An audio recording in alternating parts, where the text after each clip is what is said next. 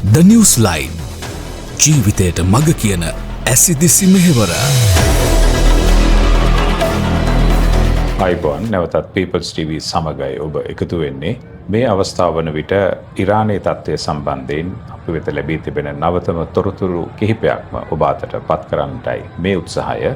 ඉරානයේ අද වන විට උද්ඝෝෂණය දින 11ක් දක්වා ඇවිල්ලා තිබෙනවා. තවමත් මෙහි කිසිදු අඩුවීමක් පෙනෙනව වෙනුවට එහි උත්සන්න වීමක් තමයි අපට දැක ගන්න ලැබෙන්නේ. මේ වන විට ඔබ මේ දකින වීඩියෝ දර්ශන හරහා ඊටම පැහැදිලි වෙනවා මේ තරම් කාලයකට පසුවත් කිසිදු අඩුවීමකින් තොරව එන්නම ජනතා විරෝධය මේ ඉරාන පූජක ආණ්ඩුවට එරෙහිව වර්ධනය වෙමින් තිබෙන ආකාරය සුවිශේෂී තත්ත්වයක් හැටියට අපිට දැක ගන්න ලැබෙනවා. ඉරානයේ මෂාඩ් කියන පළාත ආශ්‍රිතව කෙරෙන විරෝධතාවලදී ආරක්ෂක හමුදාවන් විරෝධතාකරුවන් ඉදිරියේ පසුබැස යන ආකාරය තමයි ඔබ මේ වීඩියෝ එකෙන් දකින්නේ. සන්නද්ධව සිටින ආරක්ෂක හමුදාවන් ඉදිරියේ පවා ඊතරම් නිර්භීත ඉදිරි ගමනක් මෙවන විට මේ ඉරාන විරෝධතාවය පෙන්වමින් තිබෙනවා. ඒ විරෝධතාවය ඉදිරියේ ආරක්ෂක හමුදාවන්ටත් සමහර පළාත්වල විරුද්ධව සිටගැනීමේ අපහසුතාවයක් තිබෙනවා කියන එකයි පේන්නේ. විශේෂයෙන් මේ මෂාඩ් කියන පළාතේ මේ ලැබී තිබෙන වීඩියෝ දර්ශන වලින් ඒ ඊටාම මනාව පැහැදිලිව දකි ගන්න ලැබෙනවා.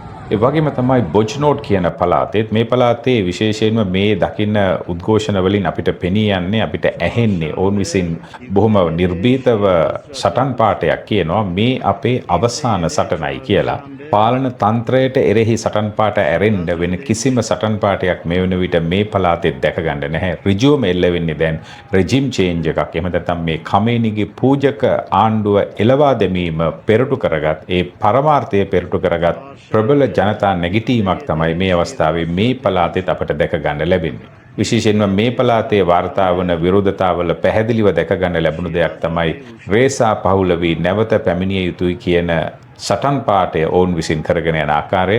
ඒ වගේම තමයි ඉරානයේ මේ කෝම් කියන පළාත විශේෂ අවධානයක් ගන්න පළාතක්. මේ කෝම් පළාත සලකන්නේ ඉරානයේ ආගමික බලකොටුව අගනගරය හැටියටයි. ඔබ මේ දකින්න වීඩියෝ දර්ශන වලින් පේන්නේ මේ කෝම් කියන ආගමික බලකොටුවේ පිහිටා තිබෙන විශ්වවිද්‍යාලයක් අභියස. මේ විශ්වවිද්‍යාලය අසාද් විශ්වවිද්‍යාලය කියලායි නම් කරන්නේ. දැවැන්ත පිරිසක් මේ විශ්වවිද්‍යාල භූමිය ඉදිරිපිට මේ වන විට විරෝධතාවයේදී සිටිනවා කියලා දැනගන්න ලැබෙනවා. ඒ වගේම තමයි ඊයේ වන විට මේ විරෝධතාවයන් සම්බන්ධයෙන් ලැබී තිබුණු වාර්තාවලට අනුව නගර 100ක පමණ මේ වන විට මේ විරෝධතාවය ව්‍යාප්ත වෙලා තිබෙනවා. ඒ වගේම මිලියන ගණනක් පමණ පාරට දැනටමත් ඇවිල්ලා තිබෙනවා කියලා තමයි දැනගන්න ලැබෙන්නේ. ඒ නිසා මේක පටන් ගත්තා වගේ නොවේයි. අද 11 වෙනි දවස වගේ වෙනකොට මිලියන ගණනක් පාරේ ඉන්නවා කියලායි වාර්තා වෙලා තියෙන්නේ. ඊටාම දරුණු තත්වයක්. ඉරානය කිසිසේත්ම බලාපොරොත්තු නොවුණු මට්ටමකට මේක මේ වෙනතෙක් වර්ධනය වෙලා තිබෙනවා. මෙතනින් එහාට ඇත්ත වශයෙන්ම කුමක්ද සිදුවෙයි කියන එක ඊටාම කුතුහලාත්මකයි. ඒ වගේම මේ විරෝධතාකරුවන් දැන් හැසිරෙන ආකාරයත් ඊට රජය ප්‍රතිචාරය දක්වන්න හදන විදිහත් දැක්කමත් ඒ වගේම තමයි ඒ සඳහා ජාත්‍යන්තරයෙන් ලැබෙන ප්‍රතිචාර සාවධානය දිහා දැක්කම ඉදිරි දින කිහිපය තුළ ඊටාම දරුණු තත්වයක් සමහර විට අපි මෙතෙක් බලාපොරොත්තු නොවුණු තත්වයක් ඇති වෙන්න පුළුවන් කියන සැකයත් මේ වෙන විට පහළ වෙන්න පටන් අරගෙන තිබෙනවා. ඒ වගේම වීඩියෝ දර්ශන කිහිපයක්ම ලැබිලා තිබුණා. ඉරානයේ නීරිස් කියන පළාතේදී ආරක්ෂක හමුදාවන් ඍජුවම ඉරාන මේ විරෝධතාකරුවන්ට වෙඩි තබන ආකාරය නිකන් ඉඳ හිට ඇසෙන වෙඩි ශබ්දයක් දෙකක් නොවේ. ඕන ඊටාම දරුණු විදිහට වෙඩි තියනවා මේ වීඩියෝ දර්ශන වලින් ඔබට බලා ගන්න පුළුවන්. එහෙත් පුදුම සහගත දේ තමයි මෙතරම් අවි බලයක් ඉදිරියේ මේ සෙනග නිර්භීතව දිගින් දිගටම මේ ආරක්ෂක හමුදාවන් වලට එරෙහිව ඉදිරියට ඇදෙන ආකාරය. ඒ වගේම තමයි අද උදෑසන වන විට මේ ඉලාම් කියන පළාතේ ඉරානයේ මේ විරෝධතාකරුවන් එක්තරා බැංකුවක් ඉදිරියට ඇවිල්ලා මේ බැංකුව කඩන්න උත්සාහ කරන ආකාරයක් පේනවා. මෙහිදී ඔවුන්ගේ උවමනාව මෙහි තිබෙන මුදල් ලබා ගැනීමට වඩා මෙතෙක් කාලයක් ඉරානය අනුගමනය කරපු මේ ආර්ථික ප්‍රතිපත්ති වලට එරෙහිව බැංකුවට මේ ප්‍රහාරය එල්ල කරනවා කියන එකයි පේන්න තියෙන්නේ. ඔවුන්ගේ උත්සාහය මේක කඩා බිඳලා විනාශ කරලා දැමීමටයි. දැන් පිළිවෙලක් නැහැ. අතට අවුන හැම දෙයකටම ඔවුන්ට මනසට එන හැම දෙයකටම එරෙහිව ඔවුන් විරුද්ධ වෙන්න පටන් අරන් තිබෙනවා. කෙසේ නමුත් මෙවැනි ක්‍රියාවන් තරමක් අනතුරුදායකයි. මේ වගේ දේවල් ඊටාම පහසුවෙන් ඉරාන රජයට පුළුවන් රාජ්‍ය විරෝධී ක්‍රියාවන් හැටියට අර්ථ දක්වලා යම්කිසි දරුණු මර්ධනකාරී ප්‍රතිපත්තියකට හමුදා යෙදවීමකට යන්න මෙවන විටත් එහෙම හමුදාවන් ඕන් යොදවලා තියෙනවා විතරක් නෙවෙයි ඒකේ ප්‍රතිඵලයක් හැටියට විශාල පිරිසක් දැනටත් ජීවිතක්ෂයට පත් වෙලා ඉවරයි. මෙවැනි ක්‍රියාවන් හරහා ඔවුන්ගේ ප්‍රතිපත්තිය තවත් දැඩි කරන්න ඉඩ තිබෙන නිසා මෙවැනි ක්‍රියාවන් වලින් විශේෂයෙන් ප්‍රවේශම් විය යුතුයි. ඒ වගේම තමයි දැනටමත් සැලකිය යුතු විරෝධතාකරුවන් ප්‍රමාණයක් අතේ අවි තිබෙන බවත් ඇත්ත වශයෙන්ම අනතුරුදායක තත්ත්වයක්. පසුගිය දින කිහිපය පුරාම අපිට දැක ගන්න පුළුවන් වුණා මෂොට් පෙසෙස්කියන් කරන ප්‍රකාශවල යම්කිසි විදිහකට ඔහු දෝෂාරෝපණය එල්ල කළේ රජයේ පාර්ශවයන්ටයි රජයේ නිලධාරීන්ටයි. කෙසේ නමුත් ඔහු අද වන විට අද උදෑසන වන විට යම්කිසි ප්‍රකාශයක් හෝ අනකිරීමක් කරලා තිබුණා, උපදෙස් දීමක් කරලා තිබුණා මේ ආරක්ෂක හමුදාවන්ට සාමකාමීව උද්ඝෝෂණයේ යෙදෙන අයව තෝරා බේරා ගන්න ඔවුන්ට හිරිහැර කරන්න එපා. හැබැයි කඩාකප්පල්කාරී ක්‍රියාවන් වල යෙදෙන අයව හරියට අඳුනගෙන මේ ඇයට විරුද්ධ ක්‍රියාමාර්ග ගන්න කියලා. ඒ වගේම ඔහු මෙහෙම ප්‍රකාශයකුත් කරලා තිබුණා මගේ යුතුයකම තමයි ජනතා සේවකයෙකු වීම, ජනතාවට සේවය කිරීම.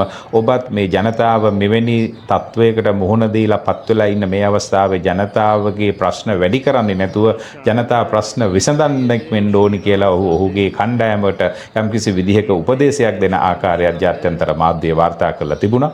කෙසේ නමුත් අපි දන්නවා මේ IRGC එක කියන එක ඉරාන අයතුල්ලා ඛමේනිගේ ඍජු උපදෙස් යටතේ ක්‍රියාත්මක වන ත්‍රස්තවාදී හමුදාවක් හැටියට සමහර රටවල් වලින් දැනටමත් නම් කරලා තියෙන හමුදාවක්. මේ හමුදාවේ ප්‍රධානියාණන් සම්පූර්ණ වෙනත් ප්‍රකාශයක් කරමින් තිබුණා. අද උදෑසන ඔහුගේ ප්‍රකාශ කිහිපයක්ම මාධ්‍ය වාර්තා කරලා තිබුණා.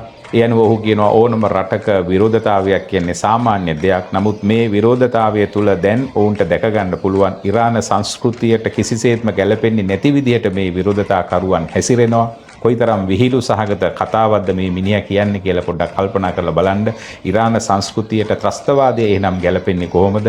ඉරාන සංස්කෘතියට මුළු ලෝකෙම ඉන්න ඉස්ලාම් ආගමික අන්තවාදී කණ්ඩායම් හොයාගෙන ඒ අයව සන්නද්ධ කරලා තව තවත් ස්වෛරී රාජ්‍යන්ට එරෙහිව ක්‍රියාත්මක වෙන්න, ත්‍රස්තවාදය පතුරවන්න, බලගන්වන්න, සල්ලි දෙන්න ඉරාන සංස්කෘතියට පුළුවන්කම තියනවාද කියන ප්‍රශ්නය නිකම්ම નિરાයාසයෙන්ම අපේ මුඛයට එනවා අහන්න මේ වගේ කතාවල් ඇහෙනකොට. ඉතින් ඔහු මෙහෙම කියලා උත්සාහ කරන්නේ මේ අරගලිය පිටුපස විදේශ බලවේග ක්‍රියාත්මක වෙනවා. විශේෂයෙන්ම ඇමරිකාව සහ ඊශ්‍රායලයේ මැදිහත් වීම නිසායි සුළු පිරිසක් මේ විදිහට හැසිරෙන්නේ. මේ අයට අපි දැඩි දඬුවම් දෙනවා කියන එක තමයි තවමත් මේ වැනි නායකයින්ගෙන් එළියට එන්නේ. මේක සමනය කරන්න හෝ එහෙමත් නැත්නම් ඇත්ත වශයෙන්ම මේකට උත්තරයක් දෙන්න ඕන ප්‍රායෝගික විසඳුමක් හොයනවා වෙනුවට තත්වය තවත් දරුණු අතට හැරෙන ප්‍රතිපත්ති ගන්න ඕන් සූදානම් වෙමින් ඉන්නවා කියන එක තමයි මේ ප්‍රකාශ වලින් අපිට පේන්නේ. ඒ වගේම තමයි ඔහු අමතක කරලා තිබුණේ නෑ මේ අවස්ථාවේ ඊශ්‍රායලයට අර දින 12 යුද්ධයට පෙරදී ඒ කාලේ හිටපු නායකයෝ ඊශ්‍රායලයට තර්ජනය කළා වගේ, ඇමරිකාවට තර්ජනය කළා වගේ ලොකු තර්ජනයක් කරන්නත් ඔහු අමතක කරලා තිබුණේ නෑ. ඔහු කියනවා මේ වතාවේ කලින් වතාවේ වගේ නොවේ. යම්කිසි විදිහකට ඊශ්‍රායලයේ ඇමරිකාව ඉරානයට ප්‍රහාරයක් එල්ල කරන්න හිතුවොත් හෝ ඉරානයට ප්‍රහාරයක් එල්ල කළොත් ඒ සඳහා දැඩි ප්‍රතිවිපාක දෙන්න ඔවුන් සූදානම් වෙලා ඉන්නවා කියලා කලින් වගේ නොවේ. ඉරාන හමුදාවන් ඊටාම ශක්තිමත් තැනක ඉන්නවා දැඩි ප්‍රතිචාරයක් දෙන්න කියලා. සාමාන්‍යයෙන් ඉරානයේ මීට කලින් හිටපු නායකයොත් ඔය වගේ කතා කියන්න හරිම දක්ෂයි.